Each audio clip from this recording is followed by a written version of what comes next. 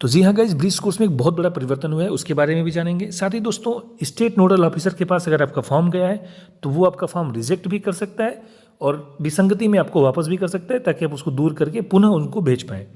तो जानेंगे कैसे कैसी विसंगतियाँ मान्य हैं, कि उसको विसंगति में माना जाएगा, किसका फॉर्म रिजेक्ट होगा। अगर आपने गलत डॉक्यूमेंट अपलोड कर दिया है तो स्कूल लॉगिन से उसको रिजेक्ट करना है या नहीं करना है, अगर आप कर देंगे तो क्या होगा।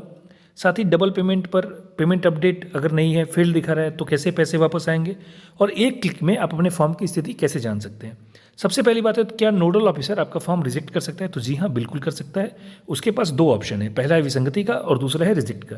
अगर छोटी मोटी गलतियां हैं तो वो आपके फॉर्म को विसंगति में डाल सकता है और उस विसंगति आपके पोर्टल पर फिर से आपको शो होने लगेगी, आप उसको सही कर सकते हैं। और अगर ऐसा नहीं हुआ तो वो आपको फॉर्म रिजेक्ट भी कर सकता है, अगर बड़ी गलती है तो। अभी आप देख सकते हैं conformation by state nodal officer, ये एक चार्ट है, उसमें आप देखिए जो सबसे पहले स्टार्ट होगा फिर इनके पास आएगा। अब ये या तो उसको इस टीचर डिटेल्स रीवेरीफाइड, ये रीवेरीफाइड करेगा, अगर हाँ कर देगा तो सारा काम खत्म, आपको इनरोलमेंट आईडी मिल जाएगी और बाकी सारी चीज़ें आपको वहाँ से मिल जाएंगी।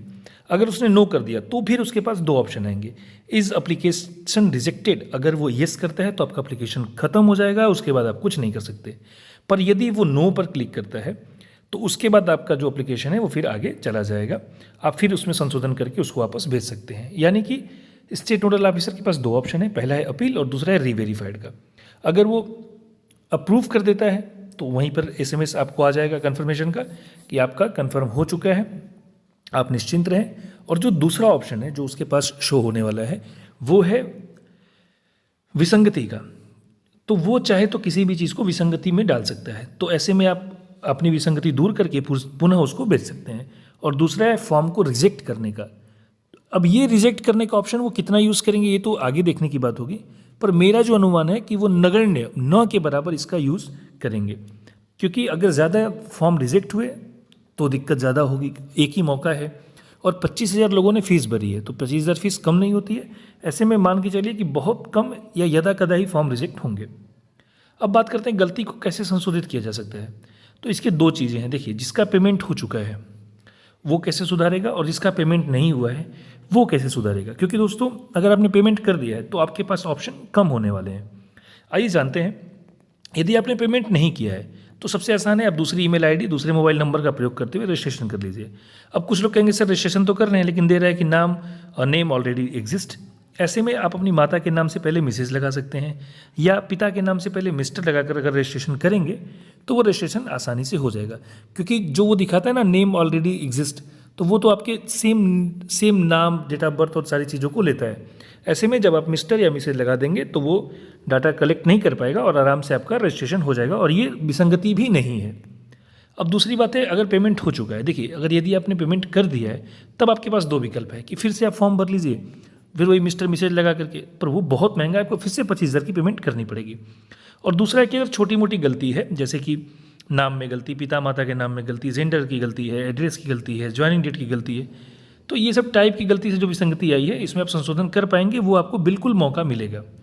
स्टेट नोडल ऑफिसर इस बात के लिए आपका फॉर्म रिजेक्ट नहीं कर सकते और वो करेंगे भी नहीं, क्योंकि 25,000 आपने फीस दी है दोस्तों, इतना छोटी रकम नहीं है 25,000।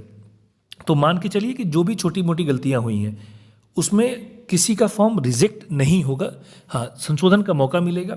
और उसको आप कैसे देख सकते हैं उसके बारे में वीडियो के एकदम अंत में बताया जाएगा। एक सिंगल क्लिक से आप जान सकते हैं कि आपका फॉर्म रिजेक्ट हुआ है या सेलेक्ट हुआ है या क्या हुआ है, उसकी स्टेटस क्या है।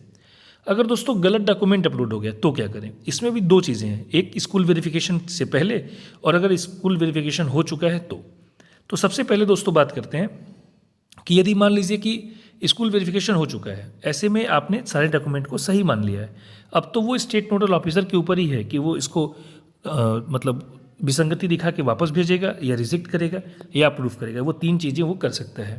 पर रिजेक्ट, मैं फिर भी बार बार इस बात को कह रहा हूँ, रिजेक्ट नहीं होगा, किसी का भी एप्लीकेशन रिजेक्ट नहीं होने वाला है। बहुत बड़ी गलती हो, सारी चीज़ें गलत हों तो अलग बात है, अदरवाइज एप्लीकेशन रिजेक्ट नहीं होगा, वो विसंगति में ही जाएगा और आपको विसंगति दूर करने का मौका दिया जाएगा। उसके बाद दोस्तों बात करते हैं कि यदि वेरिफिकेशन नहीं हुआ है तो सबसे आसान है, अगर वेरिफिकेशन नहीं हुआ है तो इस जो प्रिंसिपल आईडी है, जो स्कूल आईडी है, वहाँ से जो भी डॉक्यूमेंट गलत अपलोड हो गए हैं आप बेझिझक उसको रिजेक्ट कर दीजिए। जैसे ही आप रिजेक्ट करके सारे जो गलत है उसको रिजेक्ट करते जाइए और सबमिट कर दीजिए। जब आप फाइनल सबमिट कर देंगे, वो फाइनल अप्रूव का ऑप्शन ही नहीं आएगा। जब आप एक भी रिजेक्ट करेंगे तो सबमिट का ऑप्शन आएगा। सबमिट करने के बाद वो वापस आपके पास चला जाएगा और आप जैसे ही अपना डॉक्यूमेंट फिलअप करेंगे, जो भी है वो सही भरेंगे और फिर आप आराम से फॉर्म अपना कंप्लीट कर सकते हैं।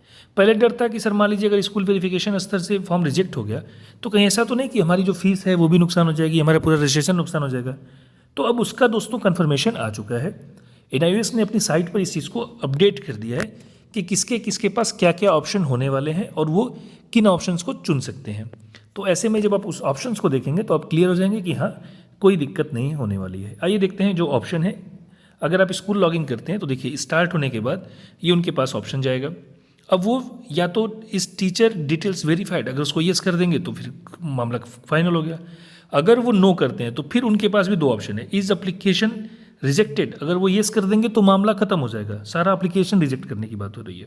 और यदि वो नो करते हैं तो school principal post comments about the discrepancies, जो भी गलतियां हैं वो उन पर कमेंट कर देंगे और वो फिर से आप उस फॉर्म को आगे चला सकते हैं। आप फिर अपने इस स्तर से उसको सही करके आप उनको भेजेंगे, फिर वो उनके पास जाएगा।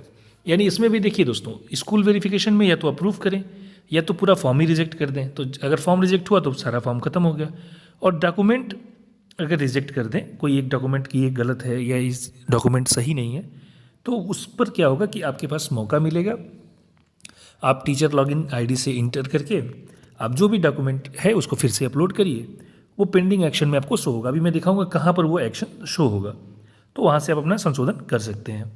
इसके बाद दोस्तों बात करते हैं कि डबल पेमेंट है या पैसे कट गए हैं, स्टेटस फील्ड हो गया है, तो अब क्या करें। तो देखिए, यदि डबल पेमेंट है तो आप मेल कर दीजिए। मेल करने से 100% वहाँ से रिफंड आ जा रहा है। बहुत लोगों का रिफंड आ चुका है, तो इससे बिल्कुल भी परेशान मत हुई। अगर आपने 2 बार पेमेंट कर दिया, बहुत लोगों ने बहुत मुझे मैसेज आते हैं कि सर मेरा 2 बार पेमेंट हो गया है, तो उसका एक ही तरीका है, आप मेल करिए या ग्रीवांस में लॉगिन कर सकते हैं। दोनों तरीके हैं, ज़्यादा अच्छा है मेल करके आप अपना रिफंड वापस पा सकते हैं। अब एक चीज़ है दोस्तों कि कुछ लोगों ने किया पेमेंट तो किया, अकाउंट से पैसे भी कट गए, पर पेमेंट स्टेटस फेल्ड हो गया। ऐसे मोस्टली लोगों का, एक तो आप ऑप्शन वाली बटन पर जाके लॉगिन, टीचर लॉगिन में पेमेंट अपडेट कर सकते हैं। अब ऐसे में 2 चीज़ें होंगी, या तो आपका पैसा 2-3 दिन में आपको वापस मिल जाएगा, और या फिर, हालांकि ये कम चांस है, पर पेमेंट अपडेट भी हो जाती है। 10% चांस है पेमेंट अपडेट होगी, 90% चांस है कि आपका पैसा वापस आपको मिल जाएगा। अभी देख सकते हैं ये टीचर हैं जिन्होंने मुझे कमेंट किया था कि सर मेरा पैसा वापस आ चुका है, इसको अभी आप देख सकते हैं। अब कैसे पेमेंट अपडेट करेंगे, तो फिर से वही लॉगिन कॉर्नर में चले जाना है। अपना ईमेल डाल के जो भी आपका पासवर्ड है, पासवर्ड फिलअप करेंगे, कैप्चा फिलअप करके सबमिट कर देंगे, और जैसे ही आप लॉगिन पर क्लिक करेंगे तो आपका पोर्टल आपके सामने खुल करके आ जाएगा। तो पोर्टल में दोस्तों आपके पास बहुत सारे ऑप्शन आएंगे। पहला तो फॉर्म का स्टेटस दिखाएगा, उसके नीचे जो ऑप्शन है उस पर आ जाएंगे तो आप देख सकते हैं पेमेंट स्टेटस पेड है, तो वो व्यू पेमेंट हिस्ट्री वाले ऑप्शन पर क्लिक कर देंगे। व्यू पेमेंट हिस्ट्री वाले ऑप्शन पर क्लिक करने के बाद आप जैसे उस पर क्लिक करेंगे तो आपको, जैसे मैंने 2 पेमेंट किया था, एक अनसक्सेसफुल रहा, एक सक्सेसफुल हुआ, तो जो अनसक्सेसफुल वाला है नीचे आप देख सकते हैं उसमें दे रहा है डाउनलोड और अपडेट स्टेटस। तो बस इसी अपडेट स्टेटस पर आपको क्लिक कर देना है। जैसे आप इस पर क्लिक करेंगे तो वो मेल भी आपको भेज देंगे कि हाँ क्या दिक्कत है। जैसे मैं अभी इस पर क्लिक करूँगा तो ऊपर दिखाएगा कि ये ऑलरेडी फेल्ड हो चुका है, यानी अगर इस मामले में पैसे कटे होंगे तो वो पैसे 100% आपके अकाउंट में वापस आ जाएंगे। तो देखिए, जाहिर सी बात है, ज़्यादातर चांस है कि पैसे अकाउंट में वापस ही आएंगे, और ये 2 से 3 दिन के अंदर आ जाएंगे। तो बहुत परेशान होने की ज़रूरत इसमें भी दोस्तों नहीं है। इसके बाद एक चीज़ बात करते हैं कि अपना फॉर्म स्टेटस कैसे जाने, और एक क्लिक में, क्योंकि दोस्तों देखिए टीचर लॉगिन करके जाना, उसमें पेंडिंग एक्शन देखना, वो थोड़ा टफ है, लेकिन ये एक ऐसी चीज़ है जहाँ से आप आराम से सिंगल क्लिक के बाद फॉर्म में पेंडिंग एक्शन भी देख सकते हैं। यानी अगर स्टेट नोडल ऑफिसर ने कुछ भी लिखा है, आपका फॉर्म वापस भेजा है, तो वहाँ सीधे सीधे आप इसको एक्सेस कर पाएंगे, देख पाएंगे, और फिर लॉगिन करके उसको आप दूर भी कर सकते हैं। तो आइए देखते हैं क्या करना है। सबसे पहले आपको फिर से ब्रिज कोर्स की साइट पर आ जाना है, मेन्यू वाली बटन पर क्लिक कर देंगे और टीचर कॉर्नर के ऑप्शन पर चले जाएंगे। इसके बाद जो तीसरा ऑप्शन है चेक एडमिशन स्टेटस, उस पर क्लिक करके आप अपना ईमेल जो आपने यूज़ किया है ईमेल डाल देंगे। कैप्चा फिलअप करने के बाद सबमिट वाली बटन पर क्लिक कर देंगे। देखिए, अभी जैसे ही कैप्चा फिलअप करके आप सबमिट वाली बटन पर क्लिक करेंगे तो आपका एक एप्लीकेशन खुल के आ गया। देखिए, इसमें प्रोफाइल कंप्लीटेशन 100% हो चुका है, डॉक्यूमेंट अपलोड 5/5 यानी 5 में से 5 डॉक्यूमेंट भी अपलोड हो चुके हैं। 0 डॉक्यूमेंट पेंडिंग यानी सारे डॉक्यूमेंट अपलोड है, कोई पेंडिंग नहीं है। फिर इसके नीचे verification pending at state nodal officer submitted 4 days एगो, 4 दिन से उनके यहाँ पेंडिंग है। और उसके नीचे देखिए पेंडिंग एक्शन 0 यानी अभी तक कोई पेंडिंग एक्शन नहीं है। पर अगर वापस वो फॉर्म भेजते हैं तो इसमें 1-2 जो भी गलतियाँ होंगी वो यहाँ दिख जाएंगी। थैंक यू दोस्तों, थैंक यू सो मच।